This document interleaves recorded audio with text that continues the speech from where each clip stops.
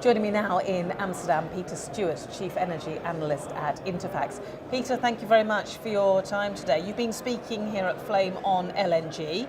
Yeah. How do you see that market evolving, changing, strengthening or not? How do you see it? It's exciting times because we're coming into a period where masses of companies are taking very, very big multi-billion dollar decisions on whether to go ahead with new liquefaction capacity.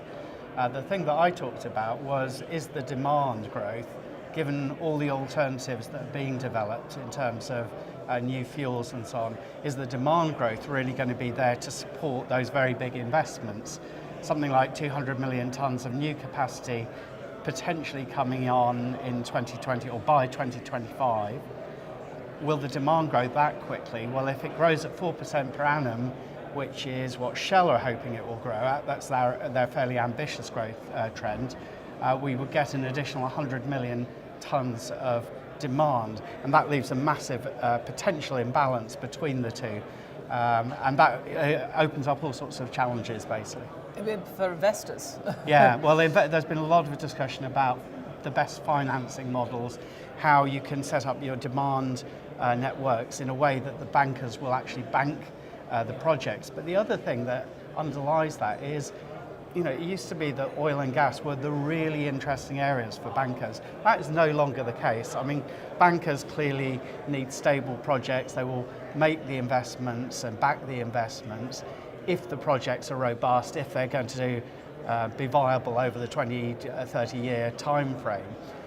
But bankers get much higher returns on sort of renewable projects, some of the new forms of energy that are being discussed, like hydrogen, it's a challenge to keep their attention because there are other markets that are evolving that seem to offer more opportunities. And also, I guess, coupled with that as well, when you look at the length of contract offered within the LNG market as well, when you look to return and you look at that sort of like how stable a contract will be, you're not seeing the 20-year plus contracts now. They've come right down as well. Well, that depends on the buyers. I mean, you have a very differentiated set of buyers. Where I think it's interesting is in these very high growth countries, the Vietnams, the Indias, the Pakistans, Bangladesh, Philippines, they all have populations 100 million people plus. Most of their growth will come from the electricity sector as people go from absolute sort of basic living conditions with generally coal or firewood the only source of energy towards more middle class fuels like having a gas hob and all that kind of stuff. Well, will gas be the one the fuel that cleans up in that context? I think that's a really interesting question. If you have a backlash against gas, such as we've had in Europe, where it's not seen as the solution for climate change, it's seen one of the villains in the piece. If that image transfers to Asia, you potentially lose a huge market. And what the gas industry can do to adjust to that is a real live issue. I mean, we already had protesters come into the conference, storming up the stairs, because the gas isn't yet seen as the solution. But it's massively better than coal. It's definitely part of a solution. It's just that the industry needs to work really hard to kind of work out how to do it better. Well, is it? Would you say it's more of a public perception as to what they are doing, or they are just simply not doing enough to make it better? If I can just put that basic word on it. I think it's a mix of the two. Right. Every study that you've seen that says if we're going to get to 1.5 degrees in terms of the Paris Agreement target, we need to decarbonise the energy chain radically. So the public perception is not wrong that the gas industry is not doing enough to get there, but there's been a lot of really encouraging discussions at this conference. But also you're talking about two things. Do you want the ideal solution, or do you want a workable solution that will get somewhere to doing it? So gas is really good as a workable solution to getting somewhere to meeting climate goals. It's not the golden bullet, and nowadays it's not. It's not the climate debate has tended to be kind of very much led from a radical perspective. Now it's middle class neighbours of mine and Lewis who are going out and sticking themselves to walls and things like that. It's changing, and where it goes back to that LNG demand, Asia is the biggest source of LNG demand. It's potentially the biggest source of growth. But if that image moves across to Asia, it's really bad, potentially bad for the industry. I mean, do you think the gas industry has not been quick enough then to see a change in who is protesting, how they are protesting, and what maybe their message is? And can the industry counter that? Yeah, I think it's really interesting, that question, because I think for the last 30 years, I mean, I've dealt with two groups of people, engineers and traders. Nowadays, companies are realising, no, we cannot set up projects in communities where they're not wanted. We need to engage with First Nation groups in Canada to so I think the human bit of the industry is becoming really important.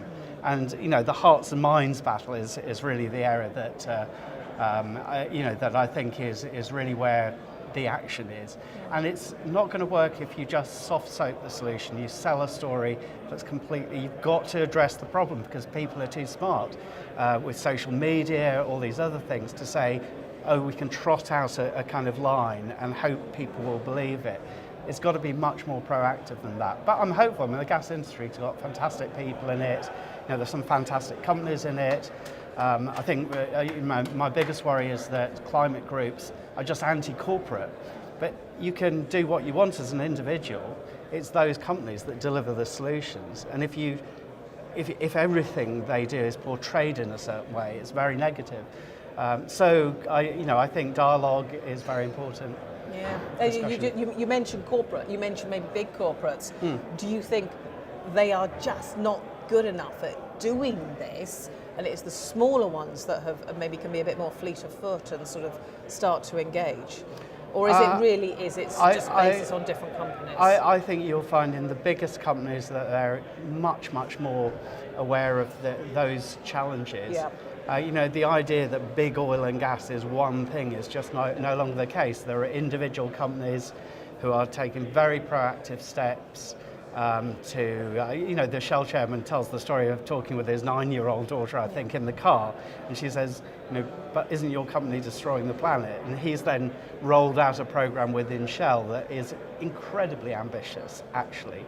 I don't want to single out one company, but I think those big companies are really taking steps. Not all of them are, and some of them are trying to bury their head. So it's a kind of, it's that kind of... Yeah, I mean, do you think, let's just move it slightly then onto policies and onto the politics. Yeah. Does there need to be more from that side of things, rather than waiting for the big companies to go, oh, well, actually, maybe we do need to have more dialogue? Actually, it's got to be a policy thing. It's a really good question, because actually the big political agreements that burn hundreds of thousands of tons of jet fuel as everyone flocks into Paris to reach an agreement, they need to be done differently, I think. The action nowadays, I think, is shifting away from national governments towards cities. Yeah, regional ones, smart cities, you have them in the UK. They're taking really strong steps to actually decarbonise the energy use in cities. It's shifting quite a lot to state level, particularly in the United States, where you've got a very negative president who's very negative about sort of climate issues and acting to sort of meet standards there. Therefore, the states in the States are just making their decisions, and you've got a rise in gas use, decline in coal use, even though that's exactly the opposite of what Trump would like, big coal, and all that.